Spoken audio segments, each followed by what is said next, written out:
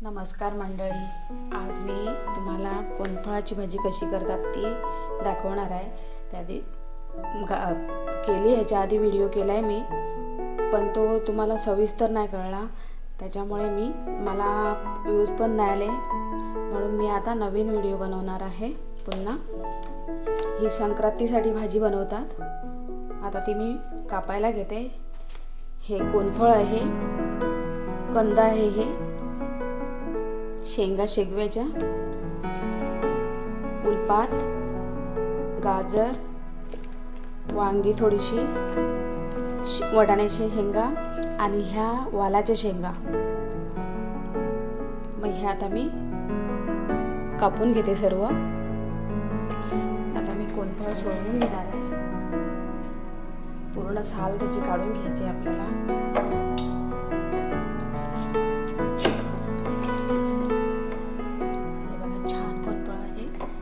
चवीला पण छान लागते हे, आणि आता ह्या थंडीच्या दिवसात म्हणून भाजी छान लागते। हे भाजून खायचं, उकडवून खायचं, खूप छान लागते ही भाजी याची, आणि उकडवून पण छान लागते। थोडंसं मीठ टाकायचं, आपण रताळी कशी उकडतात त्या प्रकारे उकडवायचं, भाजायचं मस्तपैकी मटकीमध्ये टाकून। आता माझ्याकडे मटकी नाही मिळत, नाहीतर मी तुम्हाला ते पण रेसिपी दाखवली असती। हे बघा, सर्व व्यवस्थित मी सोलून घेतलं आहे, कारण सोलल्या लगेच पाण्यात टाकायचं आहे हे, नाहीतर मग त्याला हवा लागली ना का ते शिजत नाही, कडकच्या कडक राहते, म्हणून लगेचच सोलायचं आणि पाण्यात टाकायचं। आता मी ह्याचे तुकडे करून घेते।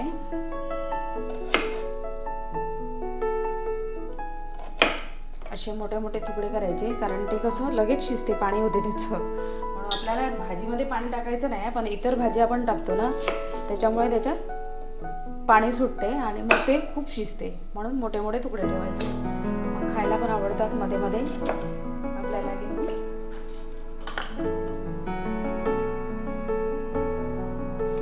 सर्व मी कापून घेतलं आहे। मी हा व्हिडिओ बनवला, पण खूप गडबड झाली मला, कारण सकाळच्या वेळेला खूप गडबड असते, म्हणून मी घाईतच व्हिडिओ बनवला, आणि संक्रांत होती, सर्व काही बनवायचं होतं, तर नाही जमलं मला। शेगव्याची शेंगा पण कापून घेते। शेगव्याच्या शेंगाची सालं नाही काढायची आपल्याला। शेगव्याची शेंगा विकत आणल्या, आमचं झाड होतं मोठं, गेल्या वर्षी आम्ही तोडून टाकलं, भरपूर शेंगा यायच्या, आम्ही टाकलं तोडून ते, कारण कसं घराच्या जवळ होतं ना, मुळं वगैरे जातात भिंतीमध्ये, म्हणून आम्ही तोडून टाकलं ते, भरपूर शेंगा यायचे।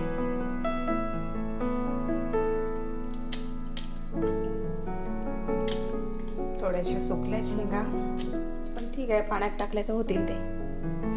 आता मी गाजर कापून घेणार आहे, गाजर सोलणार नाही, नुसतं धुणार आहे। गाजराचे मोठे मोठे तुकडे करायचे,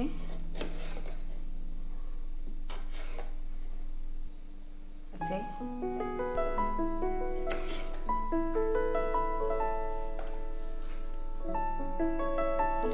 वांगी कापून घेऊया। वांगीचे दोनच भाग करणार आहे मी, जास्त वांगी टाकायची नाही आहेत मला, कारण आमच्या घरात पेशंट आहेत, त्यांना वांगी खायला होत नाही। एका वांगीचे 4 भाग केले, ते पण शिजून जातील एकदम। पातीचा कांदा थोडा सोलून वगैरे घेऊया। आज मी पातीचा कांदा, त्या दिवशी मी सर्व मिक्स टाकलेलं, आज मी पातीचा कांदा फोडणीवर टाकणार आहे, आणि आज भाजी मी फोडणीची करणार आहे। त्या दिवशी मी भाजी केलेली ती वाफेवर केलेली, ही पण वाफेवरच करणार आहे, पण भाजी फोडणीवर टाकणार आहे, फोडणी करणार आहे त्याला कांद्याची।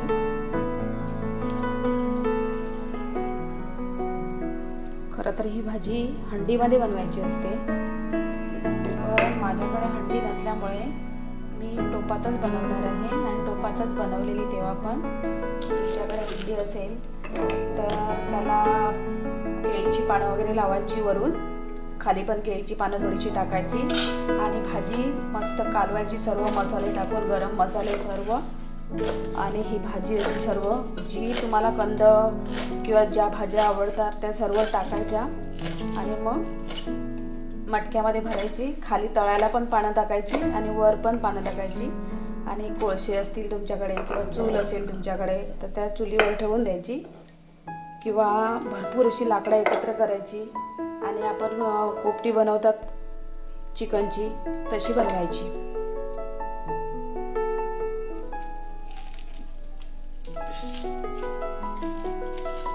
ही भाजी बनवली ना आता नुसतीच खातील, असं काही घेऊन खायची गरज नाही आहे, कारण त्याच्यात कोणफळ असते ना, मग ती तुम्ही नुसतीच खाऊ शकता.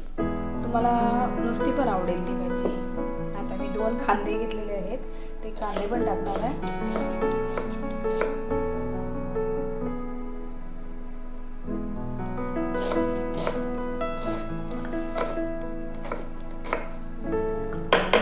आमच्या घरी पेशंट असल्यामुळे हे नाही टाकायचं भाजीमध्ये, ते नाही टाकायचं भाजीमध्ये, मग करायला कंटाळा येतो. आम्हाला दोघांना पण आवडते, माझ्या मुलाला आणि मला, पण पेशंट आहेत त्यांच्यासाठी वेगळं वेगळं करायला पण कंटाळा येतो ना. मग एकट्यासाठी काय बनवणार हा प्रश्न पडतो, मग कमीच टाकायचं त्याच्यापेक्षा. कांदा कापून झालेला आहे, आता आपण शेंगा वगैरे सोलून घेऊया.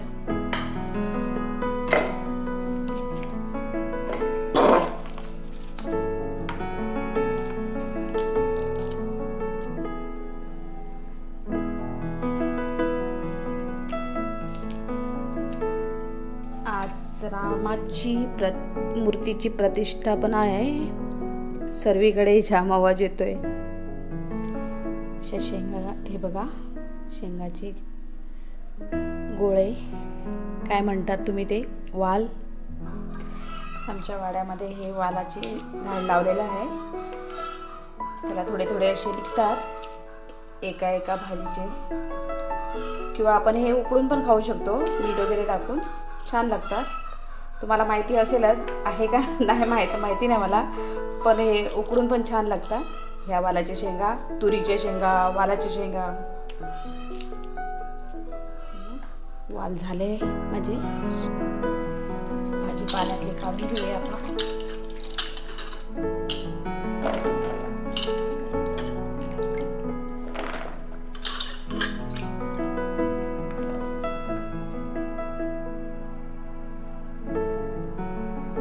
आज मी कुकरमध्ये करणार आहे. कुकरमध्ये भाजी शिजवणार आहे.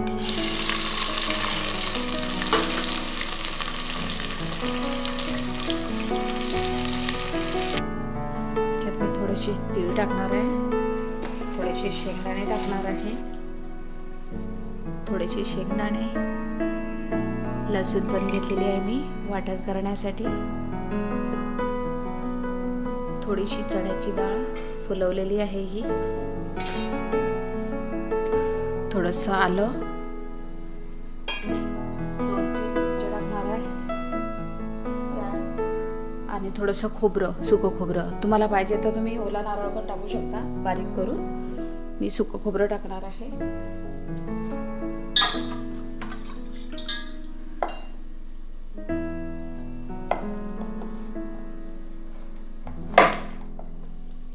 हे भाजायची काही गरज नाही आहे, आपण असंच मिक्सरला लावायचं आणि फोडणीवर टाकायचं.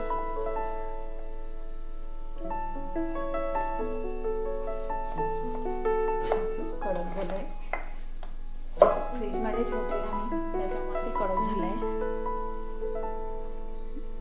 बाहेर खराब होते ना.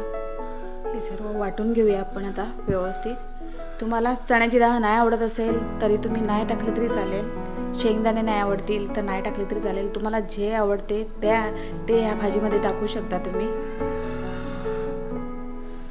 थोडीशी मी बडीशेप टाकणार आहे या भाजीमध्ये, खूप छान स्वादिष्ट मस्त चविष्ट लागते भाजी, म्हणून मी वाटणामध्ये टाकणार आहे, वाटण करते त्याच्यामध्ये. वाटण आपलं झालेलं आहे तयार मस्त.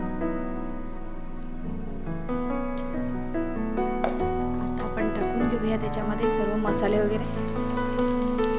कांदा आपला मस्त शिजलेला आहे.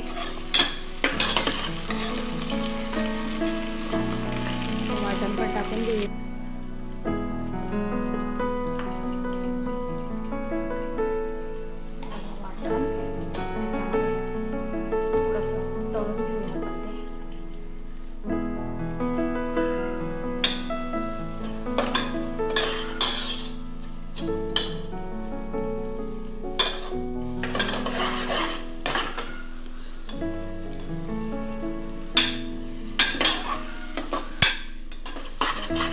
फ्राय करून घ्यायचं आहे थोडंसं.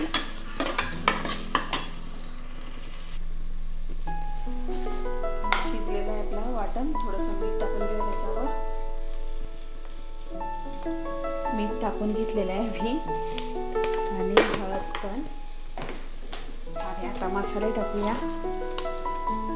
मसाला आपला मिक्स मसाला आहे तो टाकून घेणार आहे मी.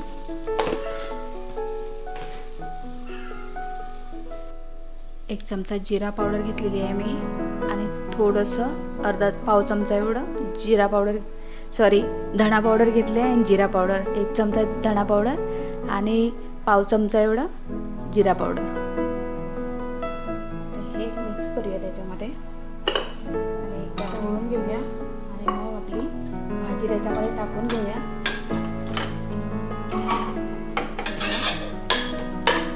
आणि सर्व फ्राय झालेलं आहे.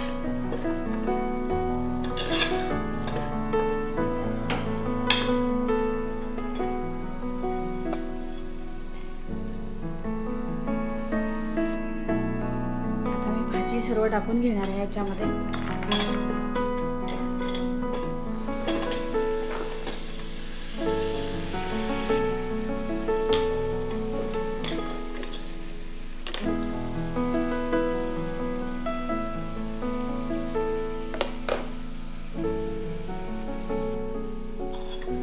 भाजी आपण ढवळून घेऊया मस्त मसाला आणि हे एकजीव करून घेऊया.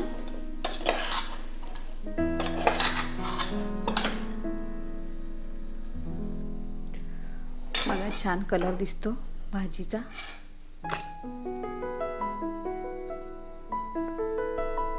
आहे ना. मग आता अशीच वाफेवर ठेवूया आपण.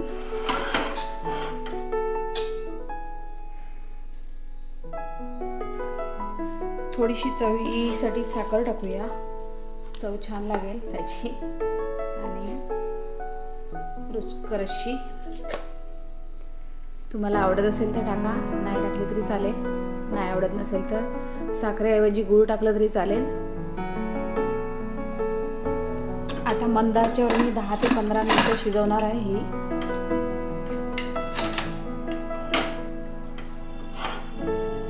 गॅस बारीक ठेवून. भाजी झालेली आहे, परतवलेलं आहे.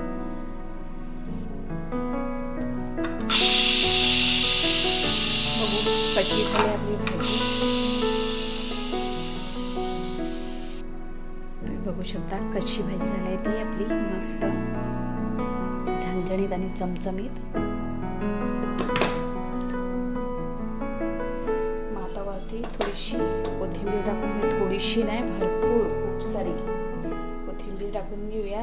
कोथिंबीरमुळे खूप आपल्याला जीवनसत्व भेटतात आणि दुसरी म्हणजे डोळ्यांची समस्या कमी होते. म्हणून आता थंडीमध्ये भरपूर कोथिंबीर मिळते आपल्याला. मग ती कोथिंबीर तुम्ही खाऊ शकता वेगवेगळे पदार्थ करून. बघा, माझी रेसिपी आवडली असेल तुम्हाला तर लाईक शेअर सबस्क्राईब करा माझ्या चॅनलला आणि मस्त अशी कमेंट करा माझी रेसिपी आवडली असेल तर. चला तर मग बाय बाय. या खायला उकरंडी म्हणतात हा याला.